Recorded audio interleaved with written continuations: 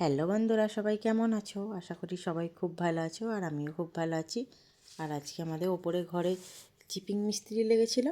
Chipping মিস্ত্রি এগুলো chipping করে গেছে, চারিদিকে আবার নোংরা হয়েছে। এই আমি ঝাড় দিলাম, গ্রিল বসিয়েছিল, গ্রিল বসানোর পরে ঝাড় দিলাম, আবার সেই চিপিং করলো, আবার নোংরা হয়ে গেছে। আর সব পলিথিনগুলো সব খুলে খুলে পড়ে যাচ্ছিলো, সেই জন্য চিপিংটা করিয়ে নিলাম।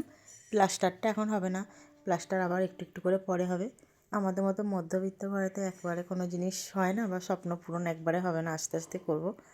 এই কিছুটা কাজ এখন এগোলো, এগিয়ে গেছে, যে এই প্লাস্টারটা এখন পরে আস্তে আস্তে হবে। আর আলুগুলো আমার জামাই আলু পাঠিয়ে দিয়েছে, এক বস্তা আলুগুলো এই ওপরে রেখে গিয়েছিলাম।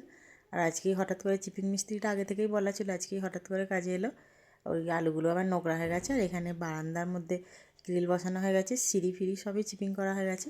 কত প্লাস্টিক আবার এগুলো সব কুড়িয়ে কুড়িয়ে ফেলতে হবে, সকালের দিকে ঝাঁট দিয়ে দেবো।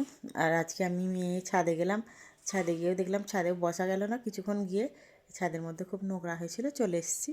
আজকে আর ছাদে বসিনি, সকালে রোজের একবার করে ঝাঁট দিয়ে দিই, আর আজকে আর দিইনি। আজকে সকালে ভাবলাম যে চিপিং মিস্ত্রি এসছে, তাহলে কালকে একেবারেই দেবো।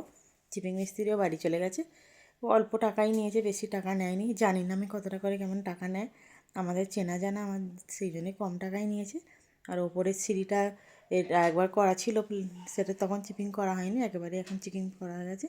আর টালিগুলো সব নিচে নামিয়ে দেওয়া হবে। আজকের মতো ভিডিওটা এইটুকুই, টাটা।